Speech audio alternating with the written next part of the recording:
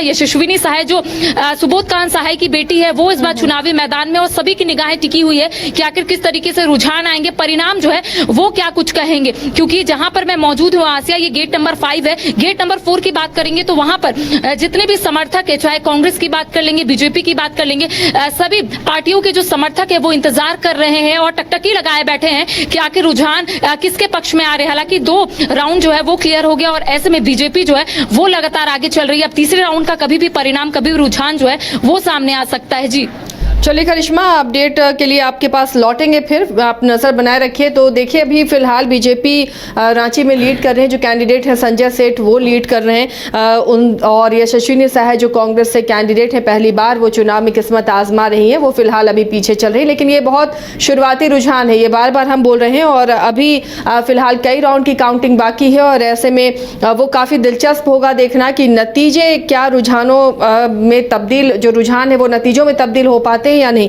बहरहाल अपडेट हमारे पास है बिहार से जुड़ा हुआ, जिनमें कौन कौन आगे बढ़ रहा है। सभी 40 सीटों के रुझान सामने आ गए हैं बिहार में, और यहाँ थोड़ी सी मायूसी इंडी गठबंधन में नजर आ रही है, क्योंकि एनडीए गठबंधन यहाँ पर रुझानों में आगे बढ़ता हुआ नजर आ रहा है। जदयू 15, बीजेपी 11, लोजपा 5 और हम 1 सीट पर आगे है। तो ये आंकड़ा है बिहार का, और इसलिए हमारे सहयोगी विवेक भी हमारे साथ जुड़े हुए थे पटना से। उन्होंने दिखाया था आरजेडी दफ्तर में मायूसी छाई हुई थी इन रुझानों को देखते हुए। फिलहाल हमारे साथ बिहार संपादक एस के राजीव जुड़े हुए हैं, और रांची स्टूडियो से हमारे साथ एडिटर इन चीफ गंगेश कुंजन जुड़े हुए हैं।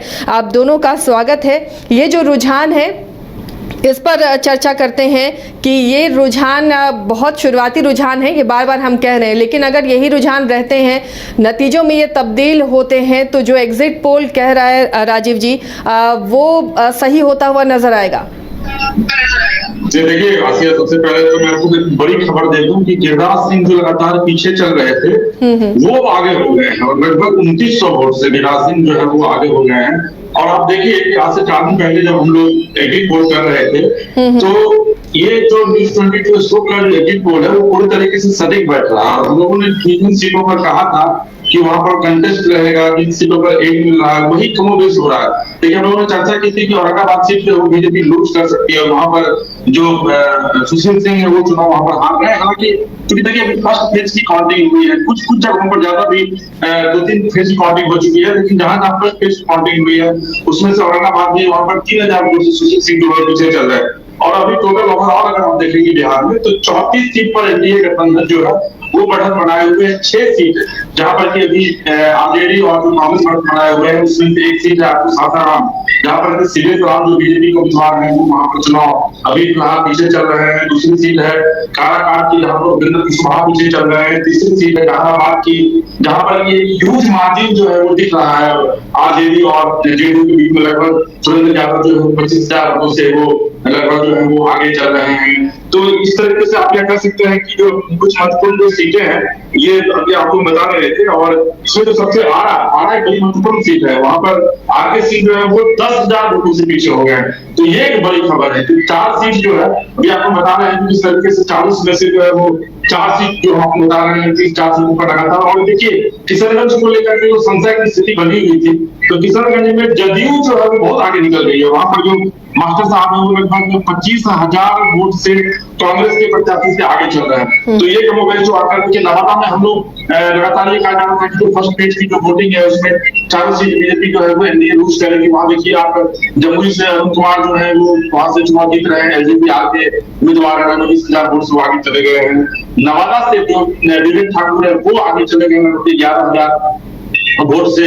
जीतन राम मांझी का जो मार्जिन है वो लगभग 42,000 से वो आगे लीड ले लिया है। तो देखिए ये फर्स्ट फेज की जो 4 सीटें थी उसमें से सिर्फ 1 सीट औरंगाबाद के बढ़ करे, तो वहां पर जो है बीजेपी पीछे चल रही है। बाकी तमाम पाटलिपुत्र में हम लोग चर्चा कर रहे थे कि पाटलिपुत्र में मीसा बनाम रामगोपाल की लड़ाई में दिलचस्प होगी, तो वहां पर मीसा भारती जो है वो फिलहाल अभी 21,000 वोट से जो है वो आगे बढ़ गई। हालांकि 2019 में जो हम लोग देखा था कि मीसा भारती 30,000 37,000 वोट तक का लीड थी, लेकिन बाद में वो पिछले थी, लेकिन इस बार वो 21,000 वोट का लीड थी। सारण में आप देखिए अगर तो वहां पर राजीव प्रताप तो 19 से पिछड़ते दिख रही है। लालू प्रसाद यादव की जो दूसरी बेटी है लालू प्रसाद लगातार वहां से कैंप किए, वैसे तो रोहिणी आचार्य वहां पर पिछड़ती दिख रही हैं। और शांभवी चौधरी जो समस्तीपुर से चुनाव लड़ रही थी, अशोक चौधरी की बेटी है, वो वहां से एक अच्छी मार्जिन यानी लगभग 30-35 हजार वोट से वहां से वो आगे चल रही है। जी आसिया।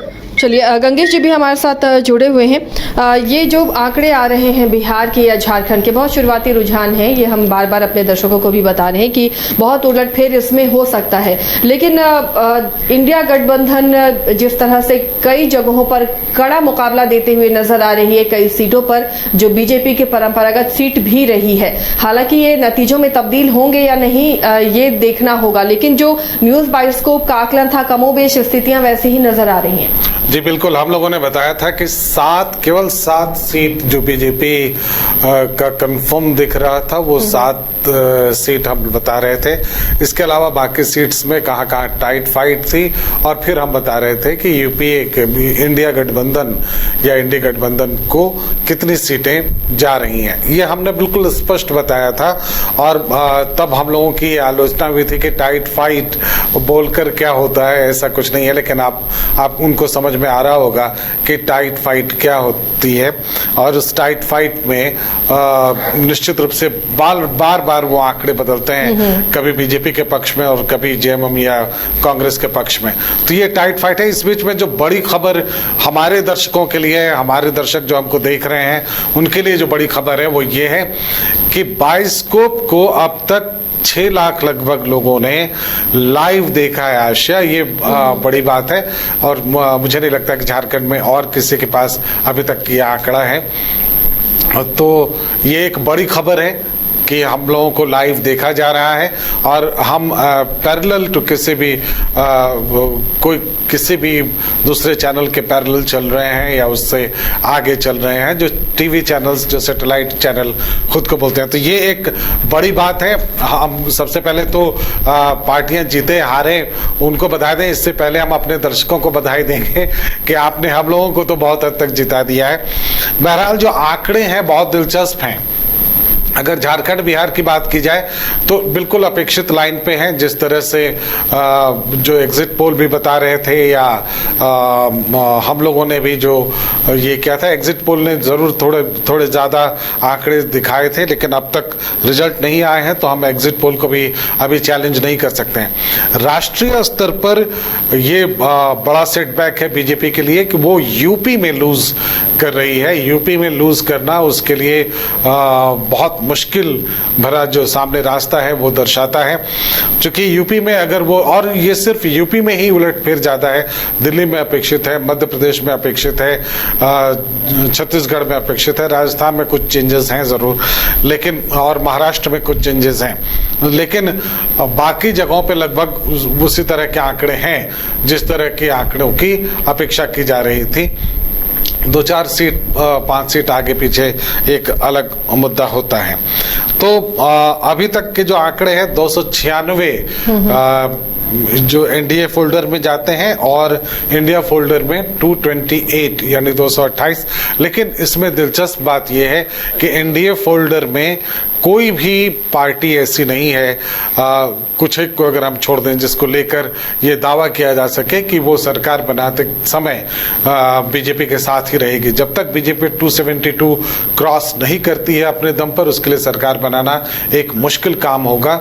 और ऐसे में उनके लिए मिलीजुली सरकार चलाना तो बिल्कुल जो तेवर हैं नरेंद्र मोदी प्रधानमंत्री उनके, और जो जिस तरह से काम करने का उनका स्टाइल है, उसमें मुझे नहीं लगता है कि सरकार बनाने की वो स्थिति में होंगे। हाँ, अब इसके बाद ये है कि टीडीपी और जेडीयू जो बड़े गेनर हैं एनडीए फोल्डर में, अगर वो ये दोनों साथ बने रह जाते हैं, जो कि हम कह नहीं सकते, ये दोनों ही अभी गठबंधन में फिर से जुड़े हैं, एनडीए फोल्डर में आए हैं, तो ये जो बड़ी सीट्स हैं वो उनके साथ चली जाएंगे, और फिर बीजेपी के लिए सरकार बनाना नियरली इम्पॉसिबल हो जाएगा। अभी तक के जो आंकड़े हैं, बीजेपी 9 पर झारखंड में आगे है, जेएमएम 2 पर, और एक पर आजसू जो गिरिडीह की सीट है और कांग्रेस 2 पर। लेकिन हम बता दें कि जो इधर जितनी भी बढ़त है उसमें जमशेदपुर और पलामू वो एक बड़ी बढ़त है, कुछ हद तक हजारीबाग एक बड़ी बढ़त है, लेकिन बाकी सीटों पर बढ़त बहुत कम है। तो ये कभी भी चेंज हो सकते हैं, इसलिए अभी कुछ कहना मुश्किल है। चलिए हजारीबाग का अपडेट ले लेते हैं, हमारे सहयोगी शशांक वहां से जुड़े हुए हैं। शशांक, क्या अपडेट है आपके पास, क्या बता रहे हैं वहां के आंकड़े और रुझान? देखिए, अभी तक 2 राउंड की गिनती यहाँ पे पूरी हो गई है और हम अभी वही बाजार समिति के स्ट्रांग रूम में मौजूद है, जहाँ पर मतगणना चल रही है। काफी शांतिपूर्ण तरीके से मतगणना चल रही है और 2 राउंड की गिनती समाप्ति के बाद जो अपडेट है उसमें जो भारतीय जनता पार्टी से उम्मीदवार है मनीष जायसवाल, उन्हें 63,211 मत प्राप्त हुए हैं और मनीष जायसवाल के जो उनसे करीबी मुकाबले में हैं वो जेपी पटेल हैं, इंडिया गठबंधन से उम्मीदवार हैं। 35,444 वोट उन्हें प्राप्त हुए हैं, यानी कि जो मार्जिन है मनीष जायसवाल 27,766 वोटों से आगे चल रहे हैं और ये मार्जिन अभी हजारीबाग संसदीय सीट पर बरकरार है 2 राउंड की गिनती के बाद।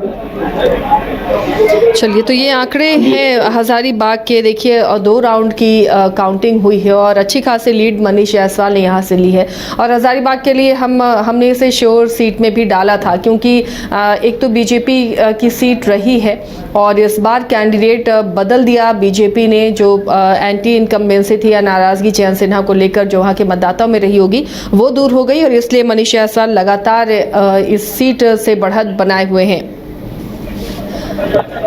राजीव जी भी हमारे साथ जुड़े हुए हैं बिहार से। राजीव जी, ये 3-4 सीटें हैं बिहार में जिस पर खास तौर पर नजरें सभी की टिकी हुई हैं, वो सारण की सीट है, पूर्णिया है, पाटलिपुत्रा है, पटना साहिब है। इन चारों सीटों पर क्या स्थिति दिख रही है? आवाज मिल रही है राजीव जी? चलिए, लगता है उन तक आवाज़ नहीं पहुंच पा रही है, हम कोशिश करेंगे कि संपर्क हो। गंगेश जी, ये चारों सीटें जो बिहार की हैं ये बेहद दिलचस्प यहाँ की जंग है और ख़ासकर जब लालू यादव की बेटियां चुनावी मैदान में उतर गई हैं तो फिलहाल किस तरह इसे वहाँ की जनता लेती हुई नजर आ रही है? देखिए, बिहार में हम कह सकते हैं कि एनडीए फोल्डर अभी तक ठीक ठाक परफॉर्म कर रहा है, लेकिन एनडीए फोल्डर में बीजेपी का परफॉर्मेंस कमजोर है और जेडीयू का परफॉर्मेंस अच्छा है। ये बहुत दिलचस्प है, क्योंकि जमीन पर ऐसा बिल्कुल नहीं दिख रहा था। जमीन पर ऐसा दिख रहा था जैसे जेडीयू के खिलाफ एंटी इनकम्बेंसी बहुत जबरदस्त है, लेकिन ये रिजल्ट में नहीं दिख रहा है। तो ये हम कह सकते हैं कि ये रिजल्ट बहुत दिलचस्प होने वाले हैं और बीजेपी फोल्डर में बहुत सीटों की कमी है। अभी 10 या 11 ही बीजेपी के पास पहुंचा है मामला। तो ये वहाँ जेडीयू का परफॉर्मेंस अच्छा है और जहाँ तक आरजेडी का सवाल है, अभी बहुत ज़्यादा बढ़त उन्हें नहीं मिलती हुई दिख रही है जिसका कि दावा किया जा रहा था। यूपी में जिस तरह से आधे से ज़्यादा सीट निकाल कर ली जा रही है, सपा और कांग्रेस